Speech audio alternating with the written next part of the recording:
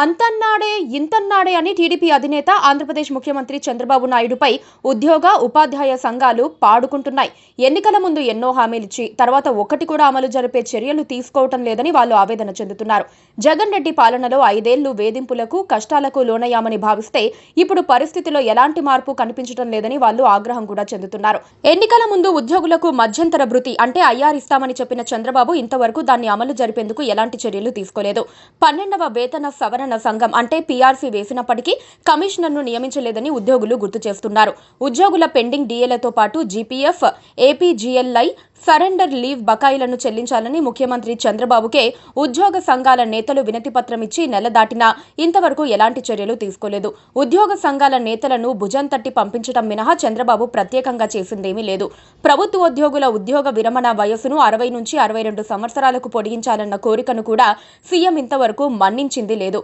2004 September 1కి ముందు notification మేరకు నియమితులైన ఉద్యోగులకు పాత పెన్షన్ విధానాన్ని అమలు చేయాలన్న డిమాండ్ చాలా రోజులుగా వినిపిస్తున్నారు. ఓపీఎస్ ఇస్తానని చెప్పి జగన్ రెడ్డి ఏమార్చినట్లుగానే చంద్రబాబు కూడా చేస్తున్నారన్న ఆగ్రహం ఉద్యోగుల్లో ఉంది. జగన్ రెడ్డి హయాంలో వేతనాలు బాగా ఆలస్యమయ్యేవి. ఆర్థికంగా ఉద్యోగులు చాలా ఇబ్బంది పడేవారు. చంద్రబాబు వస్తే తమ కష్టాలు తీరుతాయని ఎన్నికల్లో ఉద్యోగులు ఆయన పక్షం వహించారు. పోస్టల్ బ్యాలెట్లో ఏకమొత్తంగా టీడీపీ పక్షమే వహించారు. ఆ సంగతిని ఎన్నికల ఫలితాల తర్వాత చంద్రబాబు కూడా ఎక్నాలెడ్జ్ చేశారని తమ సేవలను ప్రస్తుతించారని ఉద్యోగ సంఘాల నేతలు చెబుతూ ఉంటారు. అయితే ఉద్యోగుల వేతనాలు మాత్రం 10వ తేదీ వరకు వస్తూనే ఉన్నాయి. పెన్షన్లను 31వ తేదీనే ఇళ్లకు వెళ్లి మరీ ఇస్తోన్న ప్రభుత్వం జీతాల విషయంలో మాత్రం ఇష్టానుసారం వ్యవహరిస్తోంది. పైగా అప్పుడప్పుడు చంద్రబాబు బీద అరుపులు అరుస్తున్నారని ఎంప్లాయీస్ ఆవేదన చెందుతున్నారు. కొన్ని శాఖల్లో ఉద్యోగుల అటెండెన్స్ పట్ల ప్రభుత్వం అత్యంత కఠినంగా వ్యవహరిస్తోంది. అందులో జిల్లా గ్రంథాలయ అధికారులు కూడా ఉన్నారు. 2 పూటల లైబ్రరీలు తెరవాల్సి ఉన్నందున 4 సార్లు డిజిటల్ అటెండెన్స్ వేయాలని ప్రభుత్వం లైబ్రేరియన్లను నిర్బంధిస్తోంది. ఉపాధ్యాయుల పరిస్థితి కూడా ఏమంత బాగోలేదు. ఎప్పుడైతే జగన్ రెడ్డి ప్రభుత్వంలో స్కూల్స్ మెర్చర్ +2 విధానం వచ్చేసిందో అప్పటి నుంచి టీచర్లకు ప్రారంభమైన కష్టకాలం ఇప్పుడు కూడా కొనసాగుతోంది. నాడు 3 నుంచి 5వ తరగతి వరకు తీసుకొచ్చి హైస్కూల్స్ లో విలీనం చేశారు. దాంతో పాటుగా 11వ, 12వ తరగతులు తోడయ్యాయి. ఇప్పుడు సీన్ రివర్స్ అవుతోంది. మళ్లీ 5వ తరగతి వరకు ప్రాథమిక పాఠశాలలకు బదిలీ చేస్తామని ప్రభుత్వం అంటోంది. ఉన్నత పాఠశాలలో బోధనా సిబ్బందిపై ఒత్తిడి పెరుగుతోన్న తరుణంలో ఇప్పుడు పరిస్థితి రివర్స్ అయితే మరిన్ని సమస్యలు తప్పవని ఉపాధ్యాయ వర్గాలు భావిస్తున్నాయి.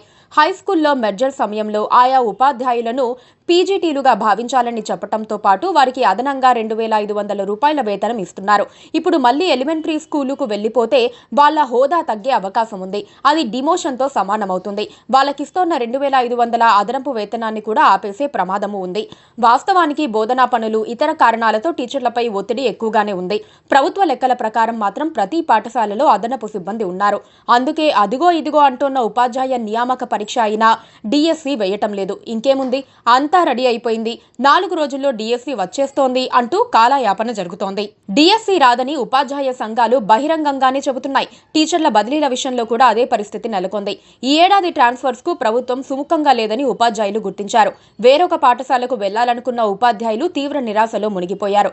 ఏదేమైనా సరే ప్రస్తుత ప్రభుత్వంపై వాళ్లు తీవ్ర అసంతృప్తితో రగిలిపోతున్నారు. త్వరలోనే కొన్ని ప్రాథమిక పాఠశాలలను మూసేస్తారని విద్యారంగంలో ఒక చర్చ అయితే మొదలైంది. ఆ రకంగా ప్రభుత్వానికి నిర్వహణ వ్యయం ఆదా చేయాలని చూస్తున్నారట. Please subscribe to KTV Telugu. KTV Telugu. KTV Telugu